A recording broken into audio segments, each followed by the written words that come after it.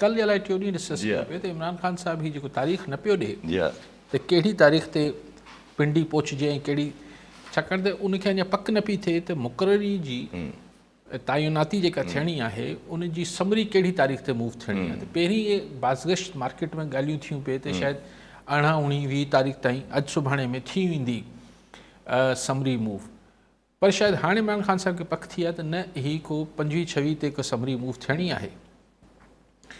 पाण थी सघे इंफॉर्मेशन ग़लति थी वञे, विच में समरी मूव थिए, पर हाणे इहा ख़बर अञा ताईं नथी अचे त शहबाज शरीफ़ साहब प्राइम मिनिस्टर साहब क्वारंटीन मां करंटीना छा चवंदा क्वारंटीन मां कॾहिं निकिरनि था।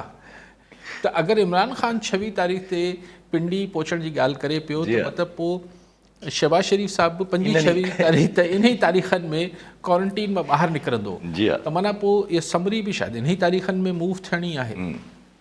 सो इमरान ख़ान साहब हुनखे जोड़े वेठो, जेतोणीकि हू चए थो हाणे बार बार त मुंहिंजो इन तइनाती सां को तालुक़ु न आहे, लेकिन बहरहाल चवणु छा आहे, चवण सां छा थींदो आहे। ऐं तव्हां ॾिसो त केतिरी ख़ामोशी सां मियां शहबाज शरीफ़ साहब जेके आहिनि क्वारंटीन में वेठा आहिनि ऐं हू चवनि था त ठीकु आहे भले समरी अचे आराम सां।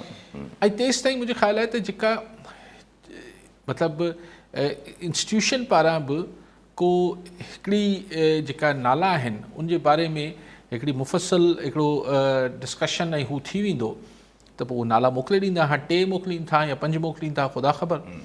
पर इहा थींदो पाकिस्तानी तारीख़ में पहिरियों दफ़ो ई थिए पियो त आर्मी चीफ जी मुक़ररी खे एतिरो घणो पब्लिक डिबेट में आंदो वञे। ऐं इनखे नथो चवां त तकरारी कयो पियो वञे, तकरारी इन करे नथो चवां छाकाणि त को नाला थोरी डिस्कस थियनि था त हीउ सुठो आहे, हीउ ख़राबु आहे, हीउ ख़राबु आहे, हीउ सुठो आहे, हीअ चवंदो आहे थिए छो नथो।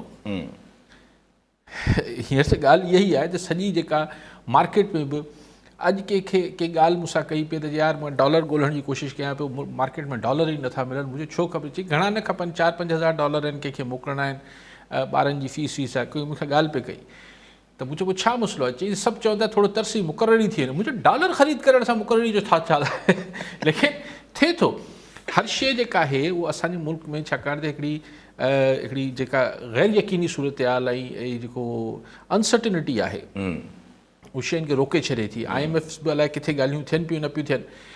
ऐं अॼु सो चवण जो मक़सदु इहो आहे त चीफ जी ॻाल्हि खे एतिरो डेग छो पियो ॾियारे वञे। इमरान ख़ान बि 26 ते अचे पियो त माना हुनखे पकी इंफॉर्मेशन आहे त 25, 26 खां पहिरीं समरी मूव न पई थिए। छो 29 तारीख़ ते बाजवा साहिब खे रिटायर थियणो आहे, त पोइ आख़िर एतिरी डिले छो आहे? मासूमाणो सवाल थो कयां।